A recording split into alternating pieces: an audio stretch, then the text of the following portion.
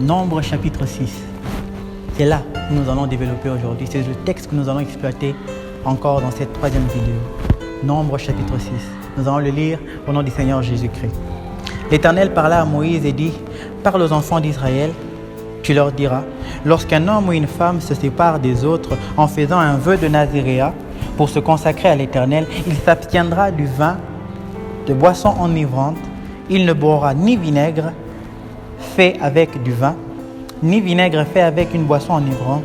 Il ne boira aucune liqueur tirée des raisins, et il ne mangera point de raisins frais, ni des raisins secs.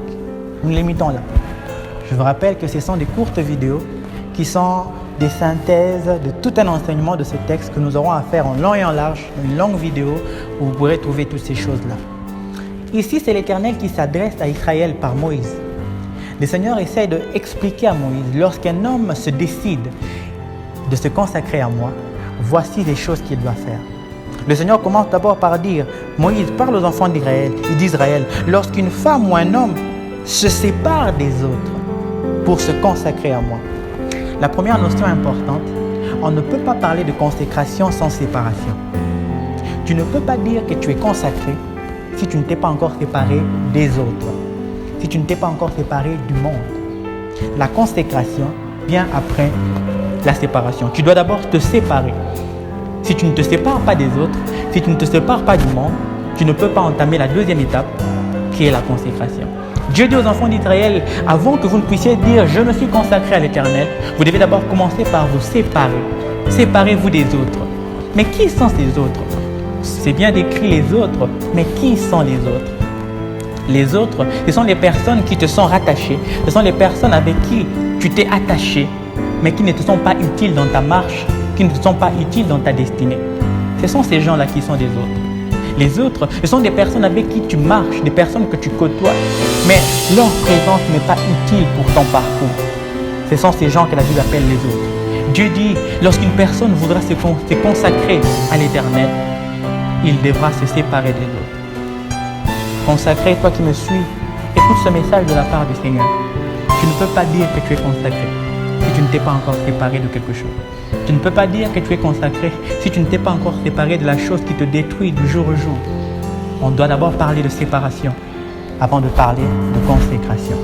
C'est ce que le Seigneur a essayé d'enseigner aux enfants d'Israël. C'est ce qu'il a essayé de leur expliquer en long et en large pour que ces gens comprennent que la consécration, Dieu prend très au sérieux ce thème.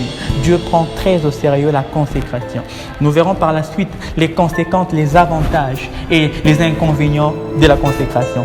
Car, vous le savez, je vais peut-être choquer certaines personnes, les bonnes décisions comme les mauvaises décisions ont tous des avantages et des inconvénients. Quand tu deviens consacré, quand tu deviens enfant de Dieu d'abord, il y a des avantages et il y a un inconvénient.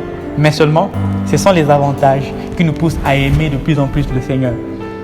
Mais nous verrons ça dans les vidéos qui vont suivre. Mais là, la notion qu'il faut comprendre ici, Dieu enseigne aux enfants d'Israël.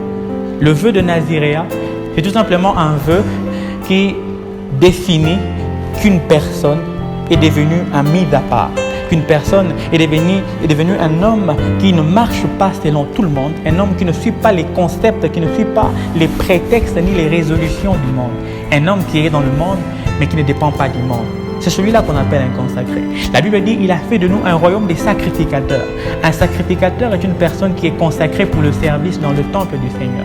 Dieu a fait de nous des sacrificateurs. Donc, il nous a automatiquement consacrés directement à cause du Christ. Par le lien du Christ, par le moyen de la croix, il a consacré les enfants de Dieu. Nous ne devenons pas seulement enfants de Dieu, co-héritiers du Christ, mais nous devenons aussi des consacrés de l'Éternel pour l'Éternel.